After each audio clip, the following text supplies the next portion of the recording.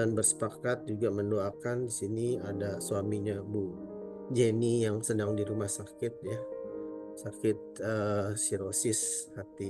Mari kita berdoa. Puji dan syukur, terima kasih Bapa yang baik atas segala kebaikan-Mu, kemurahan-Mu, dan kasih-Mu yang melimpah dalam hidup kami anak-anak-Mu Tuhan. Kami yakin dan percaya semua ini hanya karena anugerah-Mu Tuhan, di mana kami anak-anak-Mu boleh dikumpulkan kembali di pagi hari ini untuk mendengarkan sebagian dari firman-Mu Bapa. Kami yakin dan percaya firman-Mu sangat berkuasa, di mana Engkau hadir dan Engkau akan melewatkan dan melepaskan dan memulihkan semua sakit penyakit, semua kelelahan kami, semua permasalahan hidup kami, semua sakit hati dan kepahitan kami boleh Kau lepaskan dengan kuasa darah Yesus. Bapa, di pagi hari ini kami sepakat sehati mau mendoakan untuk suami Bu Yeni Pak Yanto Tuhan yang sedang dirawat di rumah sakit. Bapak, kamu yakin dan percaya bahwa Engkau melawat anakmu Bapak di rumah sakit. Kau jamah oleh bilur kuasa darah Yesus. Sembuhkan ya Bapak, biarlah semua obat-obatan dan semua dokter yang dipakai boleh memulihkan Pak Yanto, dan Pak Yanto boleh mengalami mujizat yang daripadamu Bapak. Kami yakin dan percaya Engkau lah Allah pembuat mujizat yang setiap saat Engkau telah memberikan kepada anak-anak-Mu Tuhan. Engkau telah memberikan juga kepada kami anak-anak-Mu. Engkau juga melakukan mujizat yang sama buat Pak Yanto. Pimpinlah Pak Yanto, berikanlah kesempatan Pak Yanto untuk boleh bergaul karib dengan Kau Tuhan. Untuk senantiasa Ibu Jenny juga boleh bersekutu bergaul karib dengan Engkau Tuhan.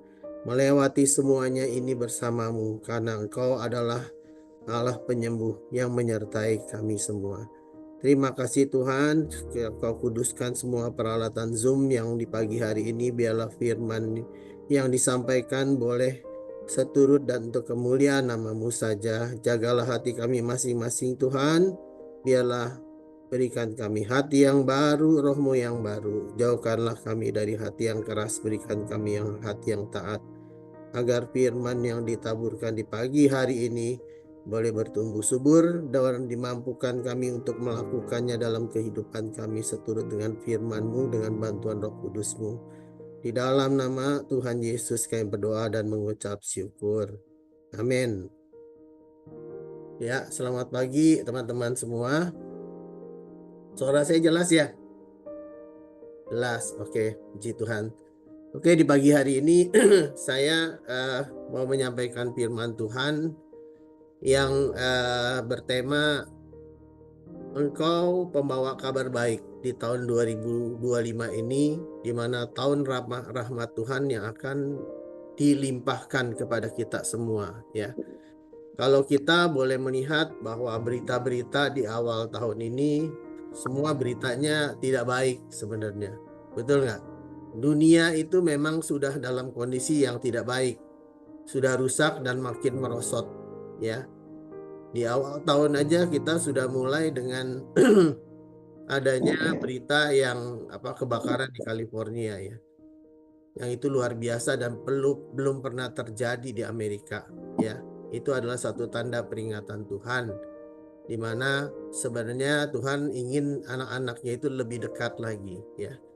Di mana di tahun ini firman Tuhan sesuai dengan tema yang dicanangkan oleh Ibu Gembala kita ya, Ibu Hesti Lumintang, bahwa Dorea Ministry di tahun 2025 ini bertemakan Immanuel. Immanuel, Allah beserta kita ya. Tuhan memberikan rema firman ini kepada saya yang terambil dari Yesaya 61 ya. Ayat 1 sampai 2 ya. Mungkin teman-teman bisa catat, saya bacakan. Jadi intinya Tuhan bilang apa? Roh Tuhan Allah ada padaku. Ya, jelas kata-katanya, Roh Tuhan Allah ada padaku. Oleh karena Tuhan telah mengurapi aku, Ia telah mengutus aku untuk menyampaikan kabar baik. Jadi message-nya sangat jelas. Yang pertama, kita harus sadar bahwa Roh Allah tuh ada diam di dalam diri kita. Kita ini kan tubuh bait Allah ya. Yang selalu saya ingatkan, manusia itu terdiri dari 3 sejak penciptaannya. Tubuh, jiwa, dan roh, di mana roh Allah dihembuskan nafas hidup pada saat penciptaan manusia. Sehingga roh Allah itu hadir di setiap kita. Dan Tuhan mengingatkan lagi kepada kita bahwa roh Tuhan Allah ada padaku. Ya, pada kita semua. Oleh karena Tuhan telah mengurapi aku, ya. Sebab itu kita selalu minta pengurapan yang baru setiap pagi dari Tuhan, ya. Ia telah mengutus aku di sini, yaitu kita semua, untuk menyampaikan kabar baik, bukan kabar buruk, ya. Oleh sebab itu kita harus jaga perkataan kita, ya. Jangan sampai keluar perkataan yang buruk buat teman-teman kita sekalian, ya. Kepada siapa disampaikan kabar baik ini? Kepada orang-orang yang sengsara. Jelas-jelas message Tuhan ini, ya. Kepada orang sengsara dan merawat orang-orang yang remuk hati, untuk memberitakan pembebasan kepada orang-orang tawanan dan kepada orang-orang yang terkurung kelepasan dari penjara. Ya, jiwanya itu terkungkung seperti kayak di penjara, ya. Saya coba melihat ya beberapa istilah ini, ya. Saya coba cari di Google, ya. Ya, di ensiklopedia juga. Apa sih kata-kata ini? Sengsara itu adalah orang yang mengalami kesusahan dan kesulitan. Ya. Pasti kita setiap saat juga kita mengalami hal seperti itu. Bangun tidur, oh kayaknya ada keluhan, mungkin sakit penyakit, ya, seperti Ibu Jenny saat ini minta doakan untuk suaminya Pak Yanto. Kita berdoa sepakat kepada Tuhan. Ya, Tuhan yang berkuasa menyembuhkan. Ya, karena kita nggak tahu bagaimana, ya. Tapi kita hanya boleh berserah kepada Tuhan. Itu salah satu kesengsaraan, kesusahan yang kita alami. Remuk hati apa sih? Orang-orang yang sudah berkali-kali mengalami kesulitan tapi belum pernah ada jalan keluar. Dia bingung, sehingga akhirnya menjadi merasa orang itu remuk hati, ya. Seperti kalau kita lihat kan kejadian Hana, ya. Waktu selalu dibully oleh Elkana, ya. Hana yang selalu dibully, ya, sehingga dia merasa remuk hati, ya, remuk hati, ya. Itu orang remuk hati. Kalau orang tertawan dan terperangkap tuh apa? Orang yang terkurung karena mengasihani diri sendiri. Dia udah kepahitan, mengasihani diri sendiri, akhirnya dia merasa dia nggak mampu, ya. Sampai bisa jadi orang itu bisa bunuh diri. Banyak kejadian saat ini orang-orang yang seperti ini, terkurung, terkungkung. Dia nggak ada jalan keluar. Dia mau diskusi sama siapa juga nggak tahu. Kayaknya kesulitan ini nggak berhenti-berhenti. Ya, hubungan suami istri yang tidak baik. Ya, suami yang selalu menyakiti hati istri. Atau ada juga istri yang menyakiti hati suami. Ya, banyak hal itu sehingga akhirnya mereka tidak ada kelepasan. Nah, disinilah Tuhan menyatakan bahwa beritakanlah kabar baik.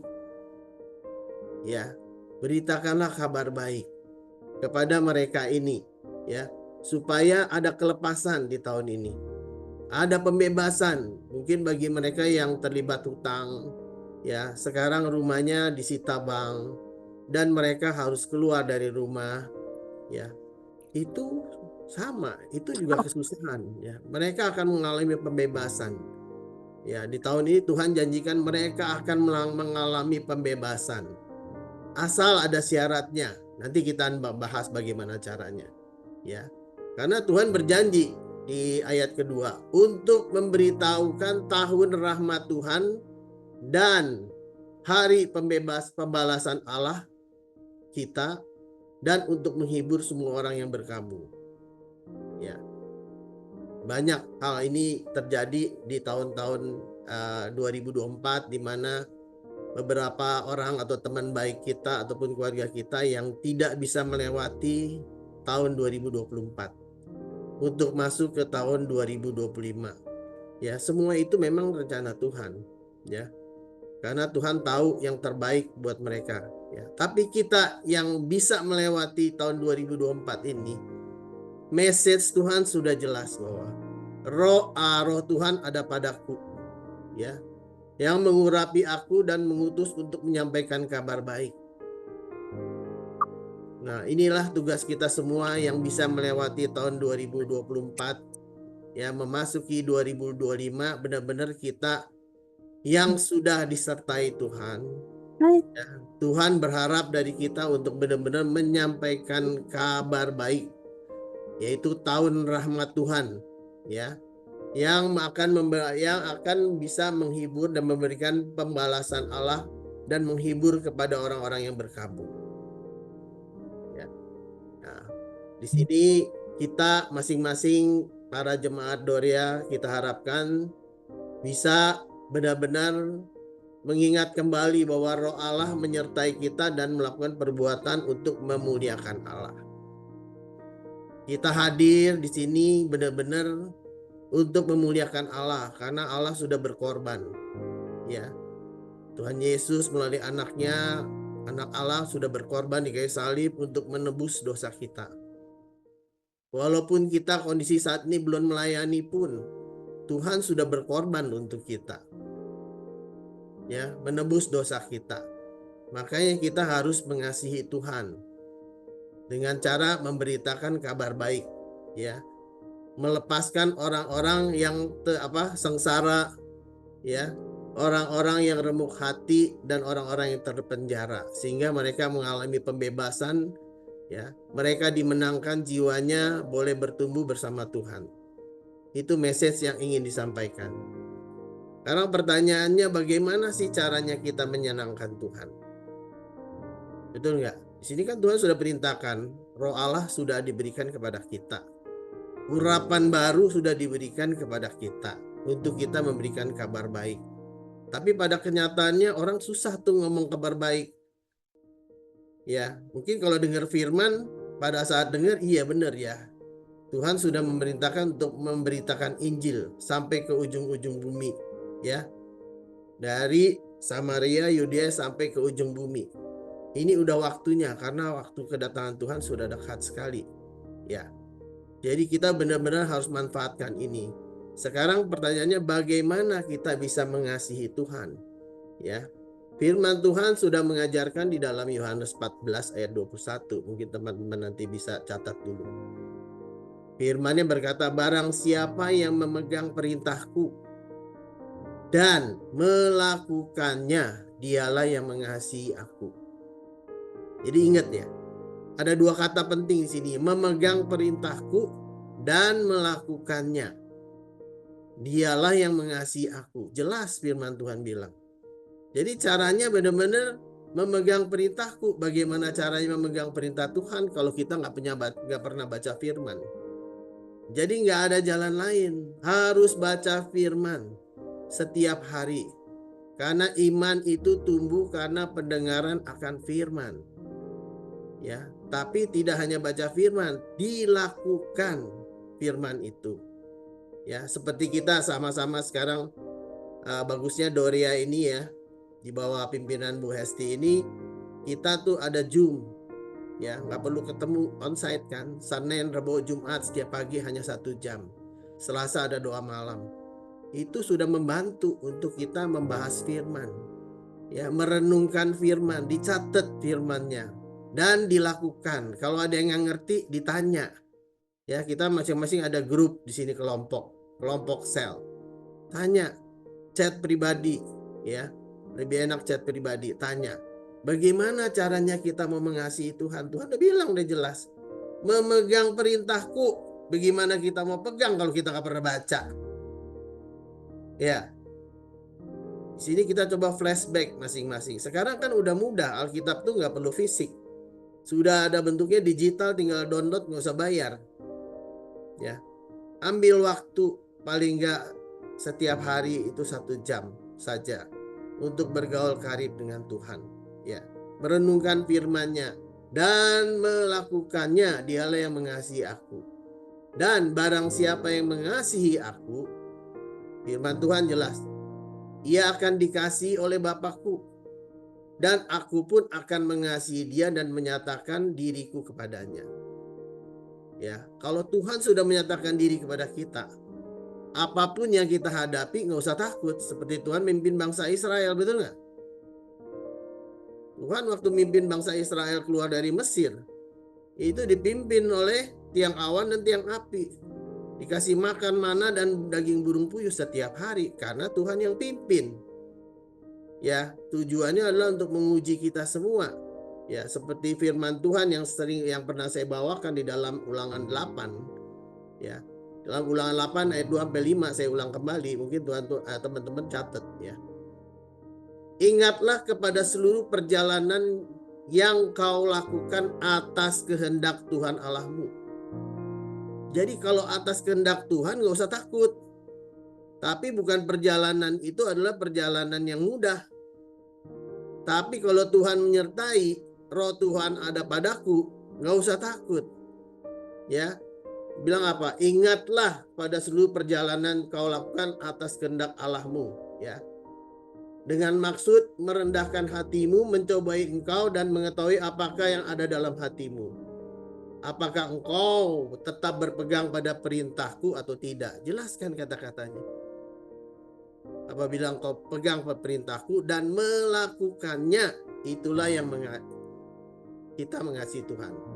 Ya, tujuannya adalah ia merendahkan hatimu, membiarkan engkau lapar di padang gurun, membuat engkau mengerti bahwa manusia hidup bukan dari roti saja, tetapi manusia hidup dari segala firman yang diucapkan oleh Tuhan. Ya, pakaian kita tidak akan rusak, kakimu tidak akan bengkak. Ya, haruslah engkau insaf, kata Tuhan. Jelas-jelas Tuhan bilang, haruskah engkau insaf bahwa Tuhan Allahmu mengajari engkau seperti seorang mengajari anaknya. Ya. Tujuan Tuhan itu membimbing kita dalam setiap permasalahan, dalam setiap kesukaran, ya. Tujuannya supaya kita dididik, diajar Tuhan, supaya rohaninya makin meningkat. Jadi ingat, bagaimana caranya kita bisa menjalankan apa yang menjadi amanat Tuhan, ya, membawa kabar baik, ya, kita sudah ditebus, membawa kabar baik, ya, supaya bisa menghibur orang-orang yang sengsara, ya, terkurung, terpenjara, sehingga mereka terbebas dari tawanan tadi. Caranya ya kita harus menyukakan hati Tuhan. Ya. Bagaimana menyukakan hati Tuhan? Benar-benar baca firman dan melakukannya. Ya, ingat, pesan firman Tuhan sudah jelas. Untuk mengasihi Tuhan seperti itu tadi. Ya. Terus ada yang bertanya kepada saya sudah senantiasa berdoa sama Tuhan setiap hari, tapi kok doa-doanya kayaknya nggak dijawab. Ya, pertanyaan. Firman Tuhan bilang di dalam Yakobus 4 ayat 2, ya. Kamu mengingini sesuatu tetapi kamu tidak memperolehnya.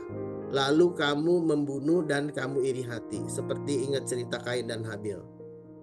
Kain dan Habil sama-sama mempersembahkan kurban kepada Allah. Tapi persembahan Habil diterima karena Habil tulus hati. Ya. Sehingga Kain iri hati. Timbullah Kain membunuh Habil. Sampai Tuhan datang. Ya, Kain, di manakah engkau? Di mana adikmu Habil? Itu tadi. Jadi jangan sampai kita berdoa kepada Tuhan hanya untuk memuaskan diri kita sendiri. Bukan untuk memuliakan nama Tuhan. Tadi balik kan? Memegang perintahku dan melakukannya. Yang Tuhan minta apa untuk melakukannya? Kasihilah sesamamu manusia seperti dirimu sendiri. Kasihilah Tuhan Allahmu dengan segenap hati, jiwa, dan akal budimu. Itulah hukum yang pertama dan terutama. Matius 22 ayat 37 sampai 39. Itu yang Tuhan mau. Ya. Jangan kita berdoa untuk memuaskan kepentingan diri sendiri. Tuhan, dia salah. Ya, dia berhutang sama saya nggak bayar. Ditagih-tagih aja susah. Waktu mau utang aja gampang. Tuhan, kutukilah dia, ya, agar dia binasa. Itu kan nggak benar doanya. Apa yang dilakukan Ayub kalau kita belajar? Ayub dikutuki sama teman-temannya. Istrinya pun sampai mengutuki Ayub. Tapi Ayub tidak bersungut-sungut kepada Tuhan. Bahkan dia mendoakan musuhnya. Pada saat Ayub mendoakan musuhnya, Tuhan memulihkan Ayub kembali. Ya, semua kekayaan dikembalikan, dia mempunyai lagi keturunan dan sebagainya. Itu yang Tuhan mau. Kan tadi Tuhan bilang, dengan maksud merendahkan hati kita, menguji apakah kita masih setia sama Tuhan. Ya, di dalam Ulangan 8 ayat 2 sampai 5, teman-teman catat. Itu jelas. Memang Tuhanlah yang menguji hati, ya. Jadi belajarlah benar-benar taat sama Tuhan, ya. Kalau kita juga belajar, ya, apa yang kita lihat gereja di Korea pertumbuhannya luar biasa, ya. Itu pendeta pastor Yonggi Cho yang mengajarkan buku mengenai kelompok sel. Dia berdoa setiap hari kepada Tuhan 3 jam sehari. Sekarang pertanyaan saya kepada teman-teman, apakah kita punya waktu doa tersendiri sama Tuhan? Belajar kepada Pastor Yonggi Cho, 3 jam satu hari dia berdoa. Ya. Padahal Tuhan Yesus minta apa? Berjaga-jagalah 1 jam saja kepada murid-muridnya. Pastor Yonggi Cho melakukan 3 jam satu hari. Ya, sehingga berjemaatnya bertumbuh luar biasa. Itulah kebangkitan kerohanian di Korea terjadi karena berkat kesetiaan Pastor Yonggi Cho. Disinilah yang Tuhan mau. Hendaklah kita menjadi seperti Maria, bukan seperti Marta yang mencari kesibukan. Ya. Jadi pelayanan Tuhan hargai. Tapi jangan semata-mata pelayanan sampai kita lupa waktu punya dengan Tuhan. Tuhan minta ada persekutuan pribadi antara kita dengan Tuhan. Mesti ada, seperti bapak sama anak. Kalau nggak ada komunikasi kan susah ya. Betul nggak Pak Kamajaya? Bingung kita kan, anak mau kemana nih? Bapak bingung. Ya, jadi bapak di surga juga sama. Kan tadi dibilang dalam Ulangan 8 ayat 5, seperti bapak yang ingin mengajarkan anaknya. Jadi bapak di surga juga ingin bergaul dengan kita, berkomunikasi, ya. Jadi jangan sampai hal itu tidak terjadi, ya. Nah, di sini perlu benar-benar ada kesepakatan. Nah, saya juga mau memflashback ya apa yang kita lakukan di Dorea Ministry Bandung. Awalnya kita berdiri, masih ingat kan Pak Kamajaya? Ya, ada Ibu Julia juga, ada Pak Yohan, ada Bu Alan, ada Bu Lili, ada Pak Henry dan sebagainya, ada berapa yang bisa disebut ya. Ada Bu Lydia dan sebagainya, ada Pak Edi. Kita sama-sama mulai dari BTC hanya 20 orang. Kita berdoa sepakat sehati dengan tulus, ya.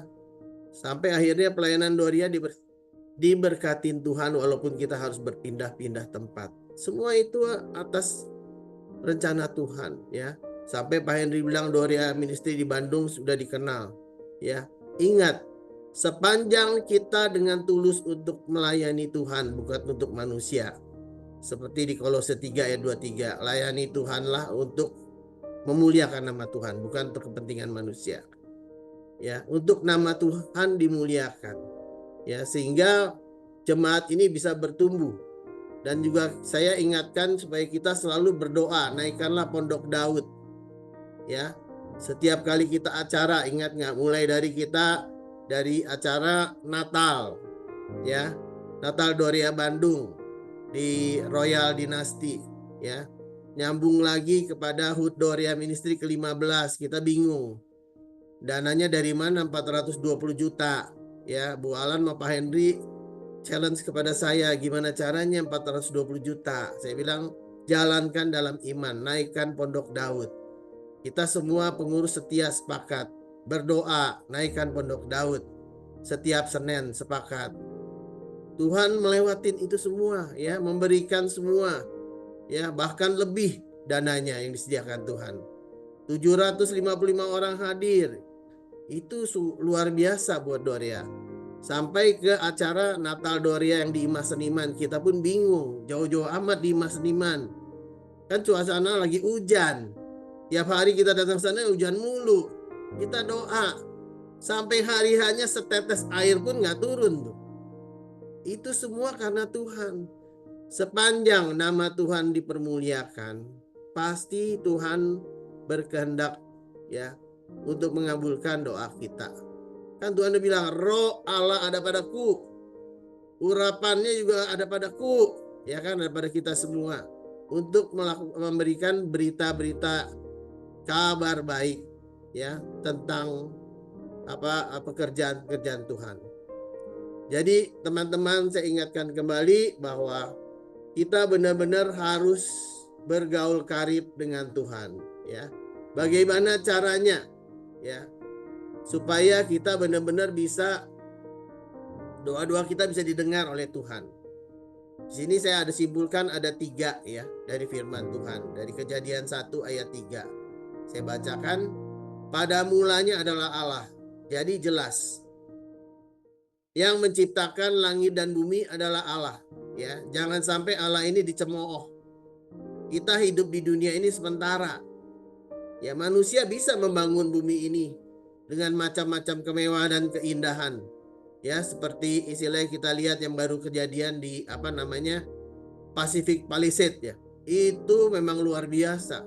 Rumah-rumah orang kaya semua, artis-artis bisa dibangun indah, ya. Tapi dalam sekejap Tuhan bisa melenyapkan dengan api Tuhan, karena penciptanya adalah Allah, ya. Pada mulanya Allah yang menciptakan langit dan bumi. Jadi jangan kita terlalu sombong. Kita harus ingat bahwa Allah yang memiliki semuanya. Allah adalah God is the creator. Jangan sampai creator ini di-challenge gitu loh. Dicemooh, ya. Terus yang kedua, bumi belum berbentuk, kosong gelap gulita, menutupi samudera raya, dan roh Allah melayang-layang di atas air. Yang kedua yang kita harus perhatikan, roh Allah harus ada pada kita. Ya. Yang ketiga adalah berfirmanlah Allah, jadilah terang, lalu terang itu jadi. Yang ketiga yang harus kita pegang adalah ikat perjanjian dengan Tuhan. Ikat perjanjian dengan Tuhan, ya. Untuk yang pertama benar-benar kita harus fokus, ya. Di Yakobus 4 ayat 3 dikatakan, kamu berdoa tetapi kamu tidak menerima apa-apa. Itu yang tadi saya bilang. Karena kamu salah berdoa. Sebab kamu meminta itu hendak kamu habiskan untuk memuaskan hawa nafsumu. Yang tadi.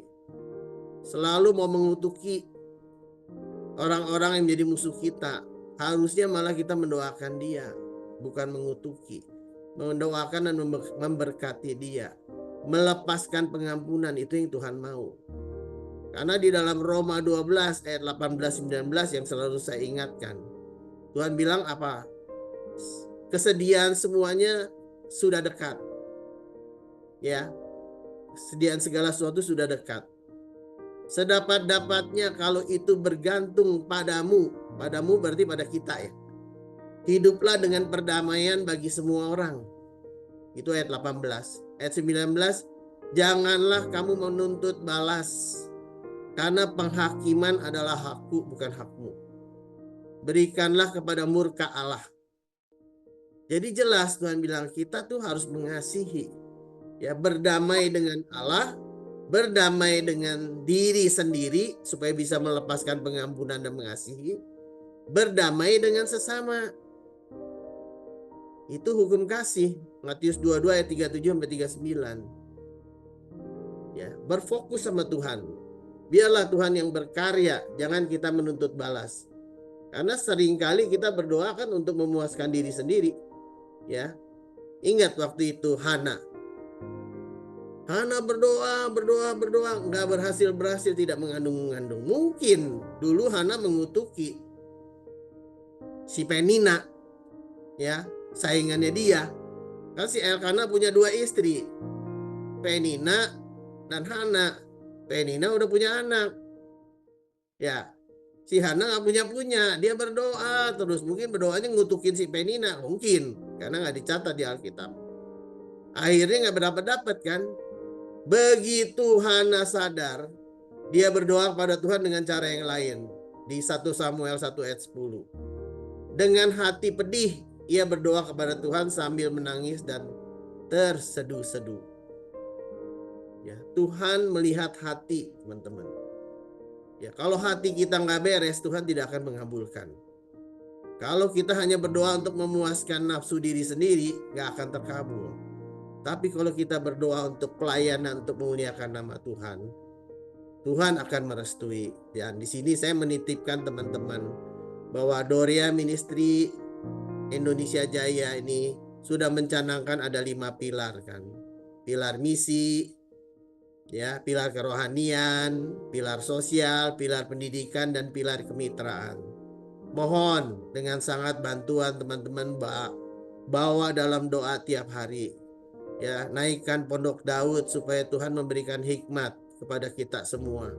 Semua dari Bu Hesti, dari semua pengurus, gembala, benar sehati kepada Tuhan memohon. Karena ini untuk kemuliaan nama Tuhan, waktunya sudah dekat, teman-teman. Kita ingin melayani Tuhan dengan setulus hati dan sepenuh hati. Ya. Kalau perlu lakukan doa puasa seperti yang dilakukan oleh Ratu Esther. Ya. Ratu Esther posisi seperti itu dalam kondisi terjepit, ya kan? Di dalam Esther 4 ayat 15-16. Maka Esther menyuruh menyampaikan kepada Mordekai, "Pergilah, kumpulkan semua orang Yahudi, berpuasalah, ya. Janganlah makan, jangan minum selama 3 hari. Aku beserta dayang-dayangku pun akan berpuasa." Ya, akhirnya Ratu Esther bisa melewati semua masalahnya. Ya, bangsa Israel selamat. Ya, karena dia harus bersaing kan dengan ratu yang satu lagi tuh, Westi, ya, yang jahat. Ya.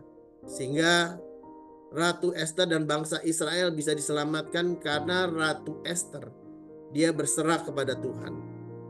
Ya, mengajak semua bangsa Israel benar-benar berdoa minta pertolongan Tuhan. Ya. Jadi kunci yang pertama adalah fokus kepada keinginan Tuhan kalau doa kita mau dijawab. Ya. Seperti yang dilakukan juga Pastor Yonggi Cho, fokus pada keinginan Tuhan. Ya, sehingga jemaatnya bisa bertumbuh besar. Ya, yang kedua, istilahnya berdoa dengan roh yang menyala-nyala.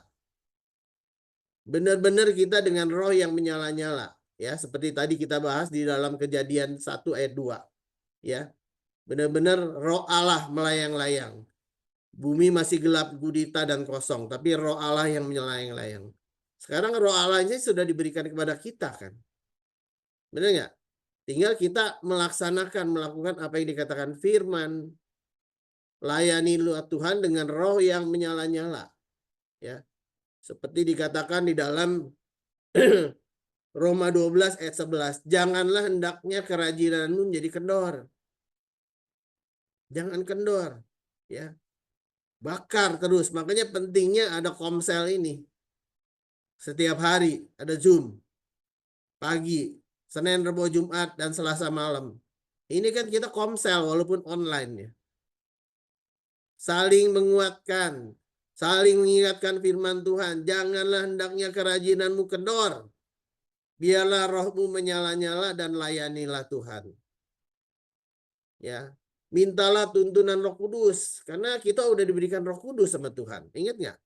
Waktu Tuhan naik ke surga, Tuhan bilang, aku akan berikan penolong. Karena Tuhan tahu manusia itu perlu penolong. Di dalam Roma 8 ayat 26, Tuhan sudah berikan Roh Kudus. Demikian juga roh membantu kita dalam kelemahan kita. Ya, sebab kita tidak tahu bagaimana sebenarnya harus berdoa. Tetapi roh sendiri berdoa untuk kita kepada Allah dengan keluhan-keluhan yang tidak terucapkan. Jadi jelas, minta bantuan Roh Kudus. Kita udah punya Roh Kudus, diaktifkan rohnya. Ya, jangan didiemin aja. Karena keinginan dagingnya lebih kuat. Ingat nggak 1 Yohanes 2 yang saya pernah baca? Ayat 16-17.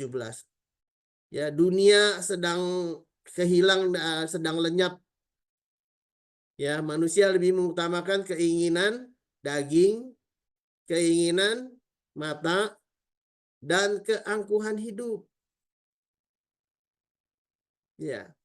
Jadi itu yang diutamakan oleh manusia. Lihat saleh-saleh, udah lupa deh kesadarannya. Benar nggak Pak Nando? Ada saleh-saleh langsung lupa, buyar. Nggak fokus lagi, cari yang saleh-saleh. Ya, ini saya ingatkan, ingat Tuhan. Ya, jadi sebaiknya, kalau saya selalu di handphone saya bikin alarm nih, ada 7 kali untuk mengingatkan kita. Ya, supaya Daud juga sama, sehari 7 kali dia berdoa sama Tuhan. Supaya mengingatkan. Ya, jangan sampai-sampai kita melihat ada saleh-saleh lupa. Ya, ada pesta pora kita ikut lupa. Begitu alarm bunyi langsung kita ingat, oh iya harus datang pada Tuhan, minta ampun gitu. Tiap hari. Manusia itu lemah, makanya saya bilang kendalikanlah pikiranmu. Dosa masuk dari pikiran dan mata. Hati-hati menggunakan mata, hati-hati menggunakan pendengaran dan pikiran. Kan saya sudah pernah bawakan firman-Nya. Itu adalah pintu masuknya dosa. Kalau kita nggak bisa menfilter, berakibat itu akan masuk ke dalam hati.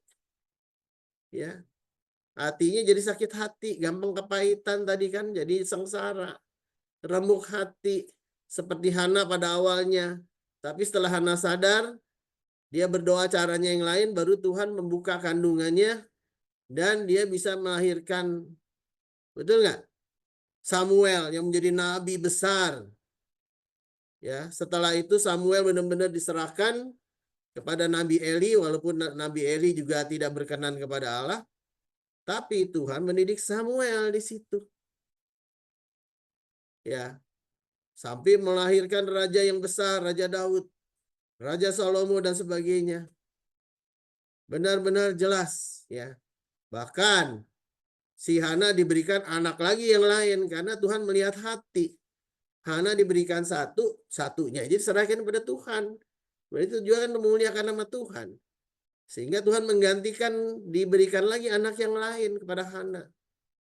Jadi Tuhan tidak pernah berhutang, teman-teman. Jadi ingat, yang pertama utamakan Tuhan. Kedua, harus dengan roh yang menyala-nyala. Ya, kita punya Roh Kudus, bangkitkanlah Roh Kudus. Ya, jangan bersungut-sungut seperti kejadian di Palisade, ya, Pacific Palisade. Ya, ini mengingatkan kepada bangsa Israel di Bilangan 1 ayat Bilangan 11 ayat 1 sampai 2. Ya, pada waktu suatu kali bangsa itu bersungut-sungut di hadapan Tuhan tentang nasib buruk mereka. Dan ketika Tuhan mendengar, bangkitlah murkanya, kemudian menyalalah api Tuhan di antara mereka dan merajalela di tepi tempat perkemahan. Ya. Lalu berteriaklah bangsa itu kepada Musa. Musa berdoa kepada Tuhan, padamlah api itu. Ya. Di sini kita juga harus mengingat teman-teman kita yang kesusahan di sana. Ya, walaupun mereka ada kesalahan, kita bantu di dalam doa kita tiap hari agar Tuhan memulihkan kembali kondisi mereka dan diberikan kesempatan untuk pengampunan. Ya, teman-teman bisa melihat berita-beritanya luar biasa. Itu adalah peringatan. Ya, yang meninggal 24 orang, yang rusak yang mengungsi ratusan ribu orang. Itu berita terakhir untuk pemulihan Pacific Palisade dibutuhkan 9.000 triliun, teman-teman. 9.000 triliun itu 2 kali APBN Indonesia. Bayangin apa Amerika nggak goncang? Karena semua ditanggung pemerintah asuransinya, bukan swasta lagi. 3 bulan sebelum kejadian, swasta sudah menarik diri, tidak mau melakukan asuransi buat perumahan di sana. Karena sangat rawan, 8 bulan kekeringan, tidak ada hujan. Ya, potensi kebakaran tinggi. Waduk cadangan airnya pun sudah kering. Memang di sana airnya susah. Harusnya mereka waspada. Malah mencemooh Tuhan, ya marahlah Tuhan ya. Jadi disinilah kita diingatkan kembali, andalkan Tuhan, layani Tuhan dengan roh yang menyala-nyala. Ya. Yang ketiga yang perlu kita diingatkan adalah berani mengikat perjanjian dengan Tuhan. Saya pernah bawain bulan yang lalu. Yang namanya perjanjian itu berlaku dua pihak kan teman-teman. Kalau satu pihak namanya pernyataan. Ya, bisa kita datang ke bank. Bang biasanya kasih itu surat pernyataan. Misalnya, oh nggak punya apa nih, NPWP nggak punya. Sebala tanda tangan tidak punya NPWP. Itu pernyataan berlaku sepihak. Kalau perjanjian tuh mengikat dua belah pihak. Ya. Karena di sini Tuhan bilang apa? Istilahnya firman Tuhan sangat jelas ya. Firman Tuhan menyatakan di dalam Yesaya 55 yang saya pernah bawakan ya. Ayat 3 dan 11.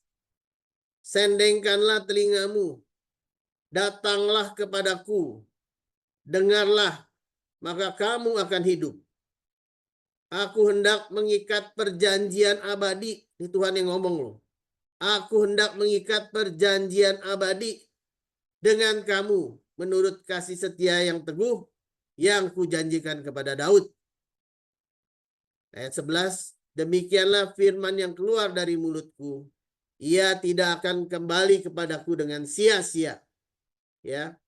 Tetapi ia akan melakukan apa yang ku kehendaki dan akan berhasil dengan dalam apa yang kusuruh kepadanya. Jadi jelas, Tuhan sudah janji mau mengikat perjanjian, tinggal kita mau nggak mengikat perjanjian. Ya, jangan kita istilahnya, ya kan kita sudah diselamatkan, sudah terima Tuhan Yesus tidak melayani. Itu namanya kita tidak mau mengikat perjanjian dengan Tuhan. Ya, kan udah jelas Tuhan bilang, siapa yang megang firman-Ku dan melakukannya, dialah yang mengasihi aku. Kalau kita mengasihi Tuhan, kita akan dikasihi oleh Bapa. Kalau kita dikasihi oleh Bapa, kita minta apapun kita dikasih. Ya, seturut waktunya Tuhan.